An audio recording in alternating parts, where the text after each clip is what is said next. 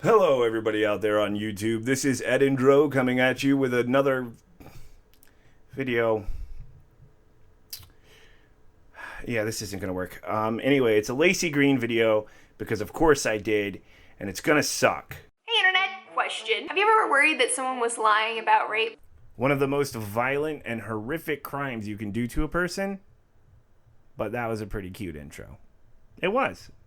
Every single time a woman comes forward about having been abused by a beloved movie star, musician, TV star, YouTubers, that star's fans immediately accuse her of lying.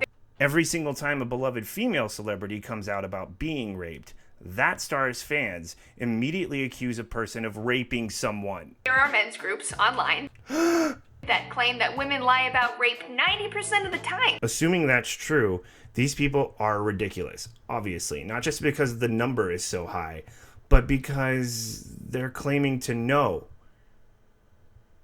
So let's get to the part where you do that. And I mean, look, couldn't you or me or anybody in the world just make up a rape for attention to get revenge out of jealousy, as Toby Turner's mom posted on Facebook? Yeah, you could totally do that. But would you do that? So we're all cool with the fact that a person can forcibly fuck, savagely beat, torture, and brutally murder another person.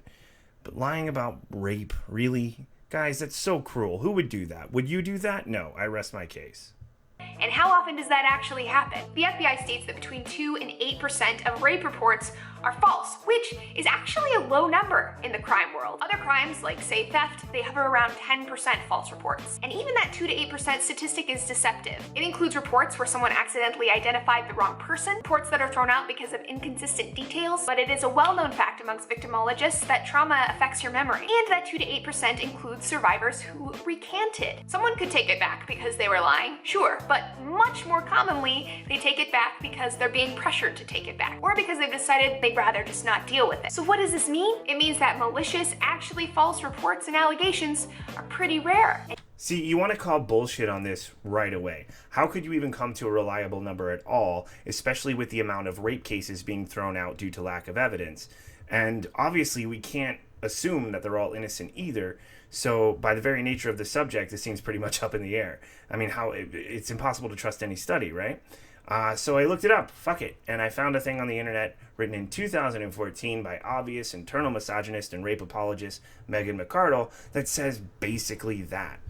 2% say many feminists, the same as other crimes. 25% say other groups who quarrel with the feminists on many issues. Or maybe 40%.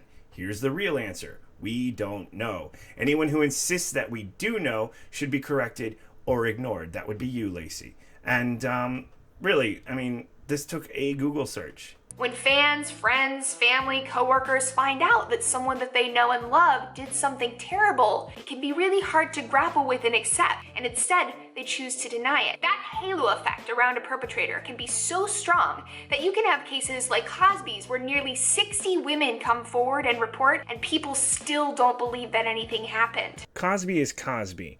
This halo effect is human nature and something you can't avoid. It will never change.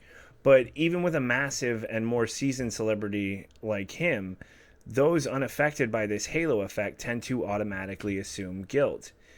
Both of these things are wrong, but only one of them directly results in the destruction of a life.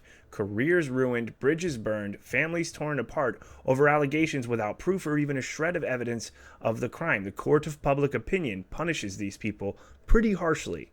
And the reason you refuse to focus on this aspect is because you're convinced that it's so rare that a woman would lie.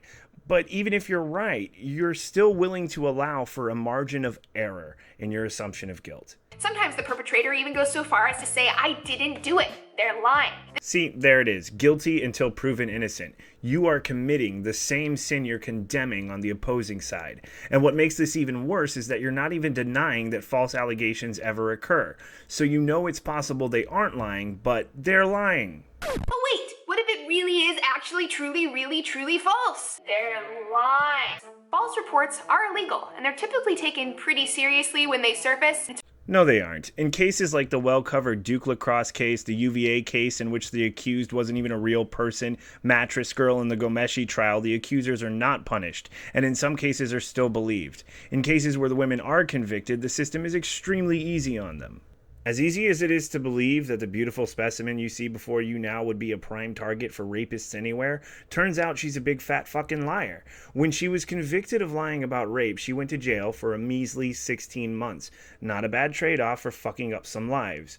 Plural, because there were a total of 8 other false accusations that were investigated, but she was never charged for those. Feels like they could have taken this a lot more seriously.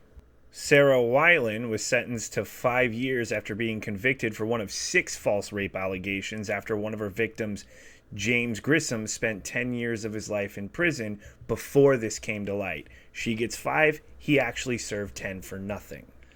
And then there's Brian Banks, who spent over 5 years in prison for being falsely accused at the age of 17. At 17 years old, he was given 10 minutes to decide if he wanted to plead no contest to the rape for a smaller sentence or roll the dice and risk his entire life in prison. His accuser, Juanetta Gibson, received a $1.5 million settlement after suing the school district for an unsafe environment. Did he force you to have intercourse or anything like that? No. His alleged victim was caught on tape saying he's innocent too. Did he rape you?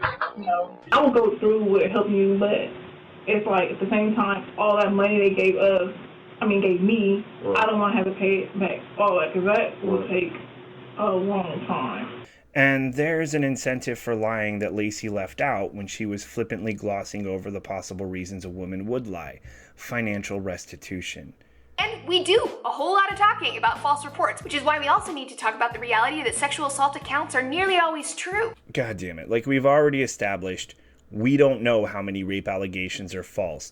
And honestly, we shouldn't really care that much. We know that there's a number that is greater than 0. We also know that the number of wrongful convictions is greater than 0. Numbers greater than 0 are too fucking high. Continuing to diminish the severity of this and pushing a listen and believe mentality is dramatically irresponsible and fucking disgusting. Laci is primarily concerned with the way society reacts, but her concern is one-sided enough to be really dangerous. She's right. The automatic assumption that an accuser is lying is wrong. But the automatic assumption of guilt that she herself makes in this fucking video is also very, very wrong.